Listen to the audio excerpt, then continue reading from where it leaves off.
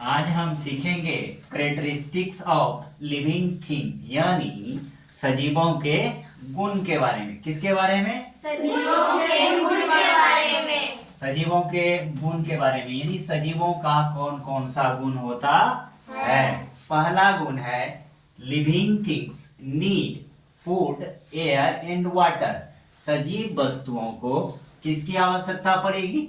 भोजन की आवश्यकता पड़ेगी। किसकी आवश्यकता पड़ेगी? एयर की आवश्यकता पड़ेगी। और किसकी आवश्यकता पड़ेगी? वाटर की। यानी वैसे चीजों को सजीव बोलेंगे जो भोजन लेता हो, हवा लेता हो और पानी लेता हो। यह सब जो यूज करेगा वह क्या कहलाएगा? लिविंग थिंग कहलाएगा यानी सजीव वस्तु कहलाएगा। दूसरा है लिविंग थिंग कैन ग्रो यानी सजीव वस्तु उसे कहेंगे जो क्या कर रहा हो, जिसमें वृद्धि हो रहा हो। क्या हो रहा हो? वृद्धि हो रहा हो। मतलब जब आप छोटे थे, जब आप पैदा लिए थे तो इतना सा थे और धीरे धीरे क्या हो गए? बड़े हो गए। बड़े हो गए तो बढ़ता गया कि नहीं? लेकिन यह जब यह मार्कर दिख रहा है ना आपको, तो यह मार्कर जब खरीद के लाए थे, जब कंपनी बनाई थी तो इतने साइज का था कि छोटा सा था? इतना ही साइज का था। और अभी भी यह कितना है? इतना ही साइज का है। आज से 5 साल बाद भी देखेंगे तो यह इतना ही साइज का रहेगा। तो क्या इसमें वृद्धि हुआ? क्या इसमें वृद्धि हुआ? नहीं। तो वैसे चीजों में वृद्धि होगा जो क्या होगा? लिविंग होगा। यानी लिविंग क्या शो करेगा? वृद्धि को शो करेगा, वृद्धि को दिखाएगा। तभी हम उसको क्या बोलेंगे? लिविंग थिंग्स बोलेंगे। अब तीसरा देखिए, तीसरा क्या है? Living things can move by themselves यानी वह खुद क्या कर सकता हो? मूव कर सकता हो। यानी इसको एक तरह से क्या बोलते हैं? प्रचलन बोलते हैं। क्या बोलते हैं? प्रचलन बोलते हैं। यानी सजीव वस्तु एक जगह से दूसरे जगह क्या कर सकता है? मूव कर सकता है, जा सकता है।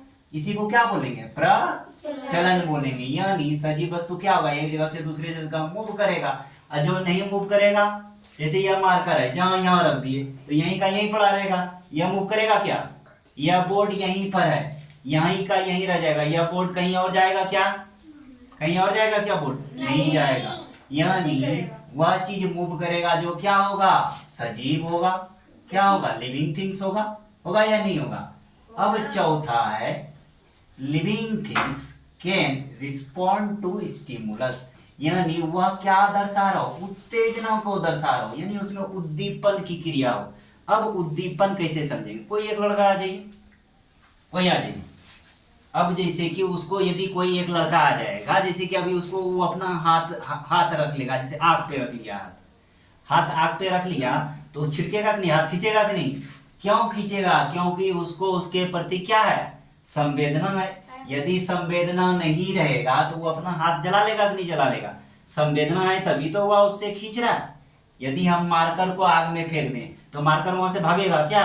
नहीं। बोर्ड को आग में दे दें, बोर्ड भागेगा क्या? नहीं भागेगा। भागेगा कौन? जो होगा लिविंग थिंग, जिसमें क्या होगा? संवेदना होगा, स्टिमुलस होगा, उद्दीपन को दर्शाएगा। वह क्या कहलाएगा? लिविंग थिंग कहलाएगा। जिसमें नहीं होगा वह क्या कहलाएगा? निर्जीव कहलाएगा, नॉन लिविंग कहलाएगा।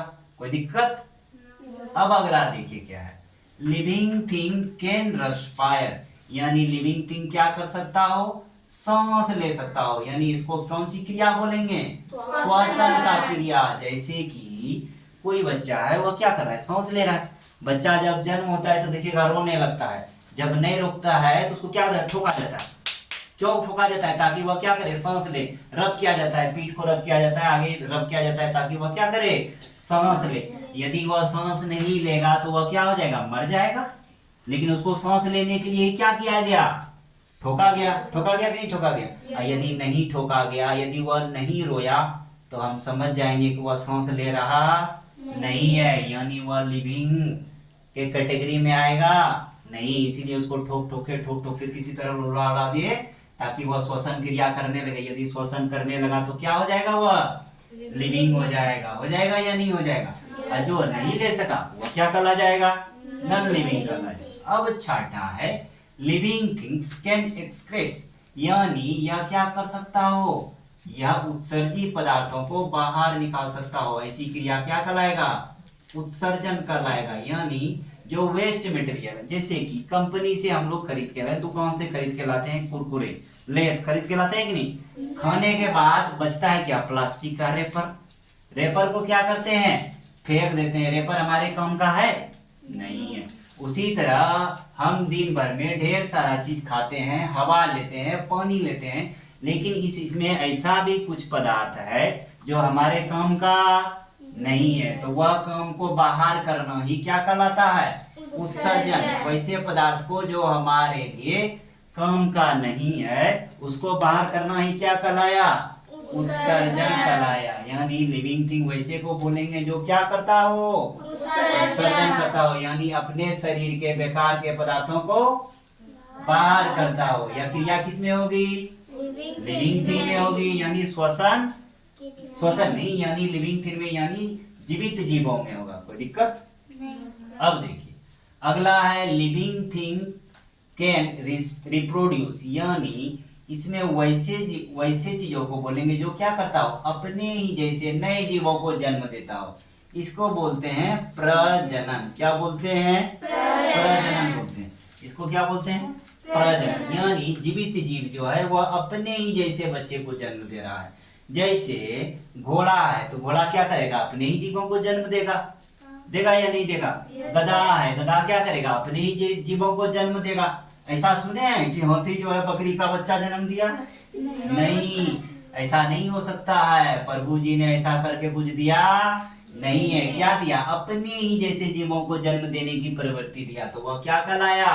प्रजनन कहलाया, है ना? कोई दिक्कत? चलिए अब अगला देखते हैं। Living things have a definite life span. Life span मतलब बोलते हैं जीवन काल। क्या बोलते हैं? जीवन काल। यानी आपने सुना होगा कि कहीं भागवत बोलते होंगे तो सुने होंगे कि जो जीवित है, यानी जो पैदा लिया है वह मरेगा ही। क्या होगा? मरेगा। अब जीवन काल यानी लाइफ स्पैन वैसे बोलते हैं कि जब किसी जीवों का जन्म हुआ हो और वहां से लेकर मृत्यु तक के समय को लाइफ स्पैन यानी जीवन काल कहते हैं। क्या बोलते हैं? यानी मृत्यु से लेके, कहां से लेके?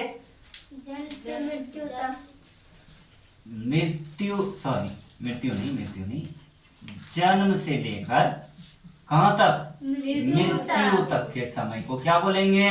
जीवन काल, लाइफ स्पैन। यानी यह चीज उसी का होगा जिसका जन्म हुआ होगा, वही ना है आपका क्या है? जीवन काल। तो यह हर सजीव का क्या है? एक डिफिनिट है, एक निश्चित लाइफ स्पैन है, उसका एक निश्चित जीवन अवधि है, जीवन समय है, जीवन काल है। अब देखते हैं लास्ट वाला। देखिए लास्ट है living thing are made up of cell. या किसका बना हो?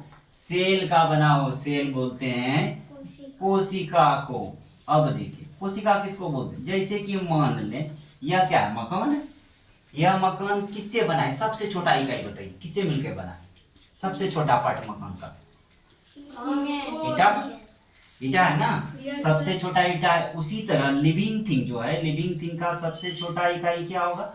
लिविंग थिंग का सबसे छोटा यूनिट कोशिका होगा, है ना? इससे छोटा तो होगा, लेकिन यह जीवित का निशानी है कि यदि यह कोशिका का बना हुआ है तो यह क्या होगा? जीवित होगा। कोशिका को और अच्छे से समझेंगे अगले क्लास में। कोई दिक्कत?